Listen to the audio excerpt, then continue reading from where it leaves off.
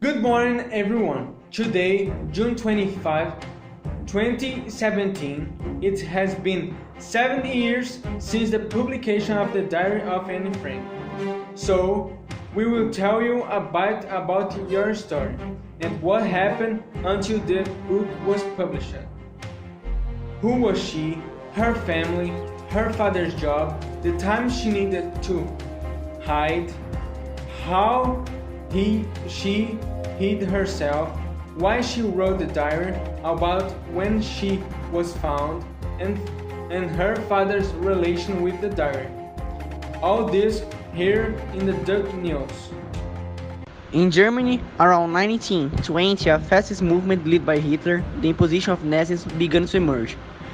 Nazism had the idea that the slump in the country happened because of the Jews, and thus began the hate movement to the Jews. Then Otto and Adolf decide that it's better to leave Germany for the sake of security. They go to Amsterdam, the Netherlands, where they set up a new house and when Otto creates his company. Our team traveled to Amsterdam and it's our important point in Anne's history.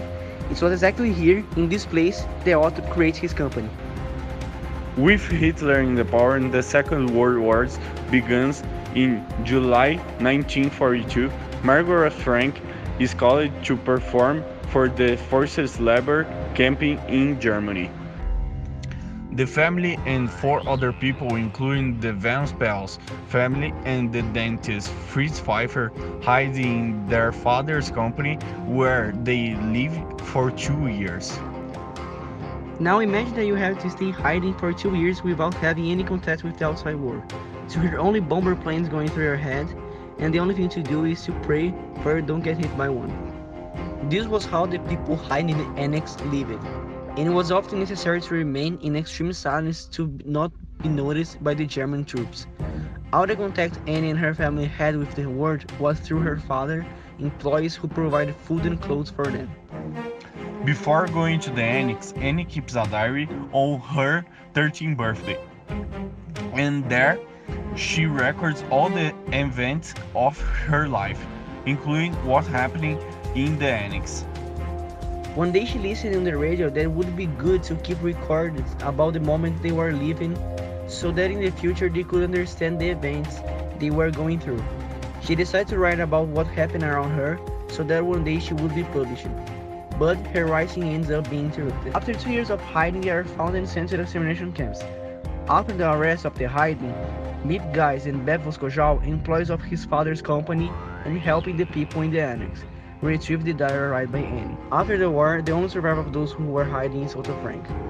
He decides to return to Holland to find out what happened to his family, but there he discovers that his wife and daughters had died. After he returned, Mip Geis returns the diary to Annie's father, and then on June 1947, the Diary of Anne Frank is published in the book. Annie writes that she would like to be a journalist one day, and that she would publish everything she had recorded.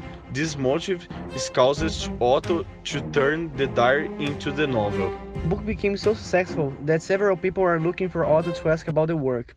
This made him open a museum dedicated to Anne's things, which exists in Amsterdam. The diary has been translated into more than 70 different languages and sold more than 60 million copies. Great report. It's amazing what happened to this girl. Most interestingly, she managed to record everything. Anyway, viewers, that was our news today. A good day to all.